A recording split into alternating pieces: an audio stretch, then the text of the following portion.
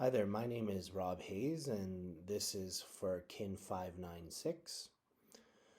I'll be looking at the relative age effect and the possible reversal that is happening in rugby athletes. I'll be focusing in on the relative age effect at the U18 provincial or academy players, and then as they transition into national professional teams, is a reversal effect happening. This research aims to investigate the influence of relative age on the transition of rugby players as they go from provincial U18 levels to either the professional pathway or an international pathway. I'll be focusing on the reversal effect as they are senior players. So relative age effects have been observed in various sports, but not done too much in the specific context of rugby. When talking about the reversal effect, what I'm talking about there is that it seems to be pretty clear that relative age effect is happening at the youth age. But then when you look at birth dates of senior athletes, there is no significance to that. Makes me wonder, are we making some poor decisions when doing selection process at the provincial level? And is this affecting our talent development? One thing right now is that Canadian rugby on the men's side isn't doing very good, and we've been in a kind of a rapid decline. And so I'm interested in finding, is our talent identification and development being hindered right now because of poor selection at a younger age? So are we making mistakes in the selection process?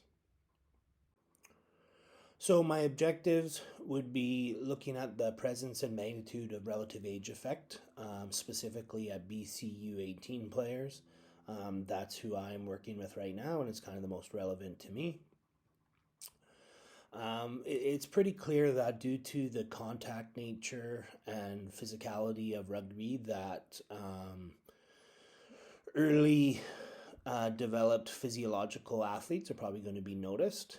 And so I'm just wondering if these other athletes are being missed that are potentially some of our pure athletes, and if there's something that can be done at this level to improve that.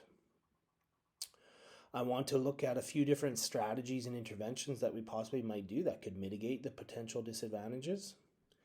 And then ultimately examining the reversal effect. So how come, if it's so prevalent at the U18 level, that when we look at MLR national team players, relative age effect is gone and is not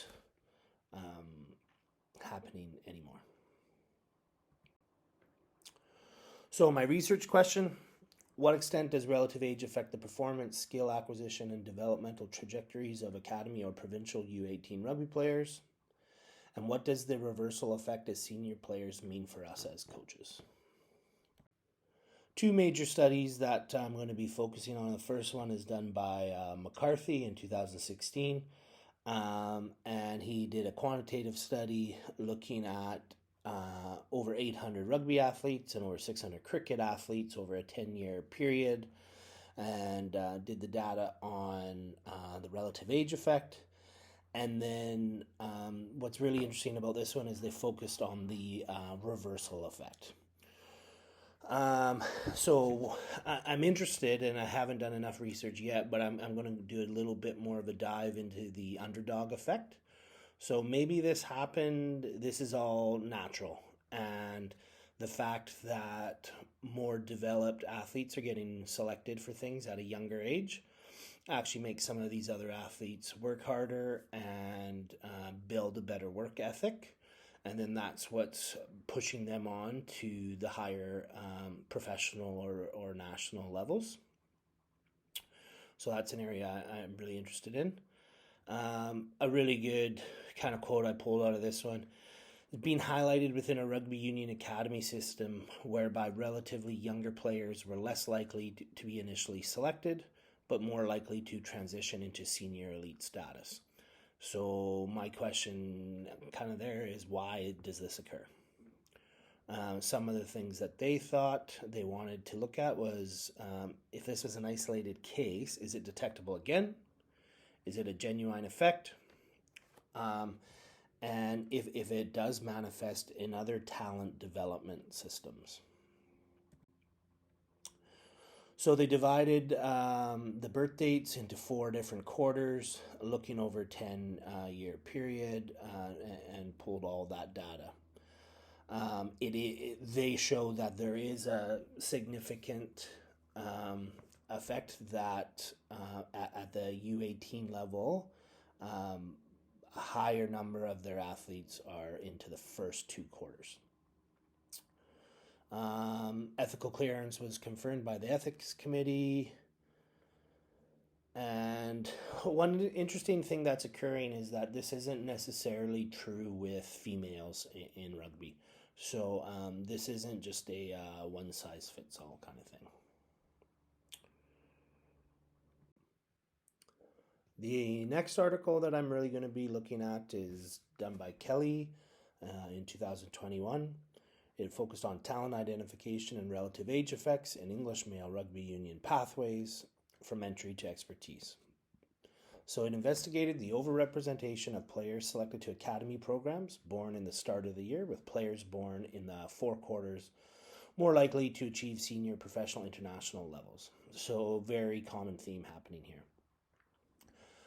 This study looked at about 2,000 youth and over 350 professional and national players. They did kind of come to the conclusion that due to the contact and invasive nature of rugby union, that exacerbates the physiological advantage of athletes who are chronologically older. Again, the study was ethically approved. This was done both by the English Rugby Union and at the institutional level. And a significant difference was reported again. One thing I'm going to have to do is track down some approval from Rugby Canada as well. This kind of triggered me to think, okay, it's not just the UBC ethics that I need to go through. I'll also need to get some approval from Rugby Canada.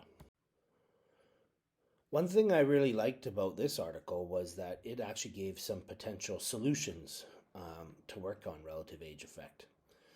So the first one was, it was mostly done with soccer tryouts and selections, is they would put different colored shirts or bibs on the different quarters. So if you're born in quarter 1, you'd wear yellow, quarter 2, green, etc. And then the selectors would know that as they're going through their tryout process. Another one could be that the governing bodies would regulate a minimum number of players picked from each birth quarter. That was interesting. I've just gone through this last couple weeks, the selection process for BC, and that's definitely not something that we've looked at or talked about whatsoever. So that's interesting to me. And then another one would just be offering options for a flexible chronological approach. So athletes born in quarter 1 might have the opportunity to play up, and even athletes born in quarter 4 could have the ability to play down, which might actually let them play with more physiological level playing field. I think for me, I'm going to try something down the mixed methods pathway, because I wouldn't mind. It's going to be it could possibly be difficult to get this data from BC Rugby and the Canadian Rugby Union, but I think that that's fairly doable. But I would like to also conduct some interviews and surveys and discuss with some coaches the potentials and the issues that are arising here.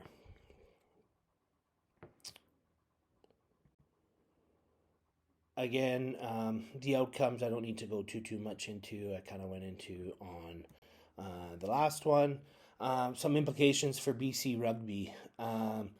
create the mindset of high performance coaches for a more inclusive talent development and player identification selection process.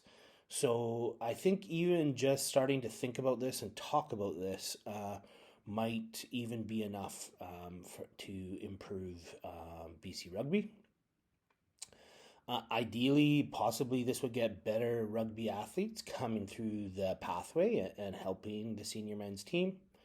One kind of thing so far it's been a bit of a stumbling block is getting this data from BC Rugby. So to conclude, really my research here aims to look at the relative age effect at the U18 provincial level and its impacts for talent development, which is really my ultimate goal. Get some ongoing discussion with other coaches and people that are involved in the identification and selection process. I'm really interested about the reversal effect with the senior athletes, and ultimately my goal would be to promote a more inclusive and fair system that maximizes the potential of all young rugby player athletes regardless of their birth date within the given year. Thank you for listening. Take care.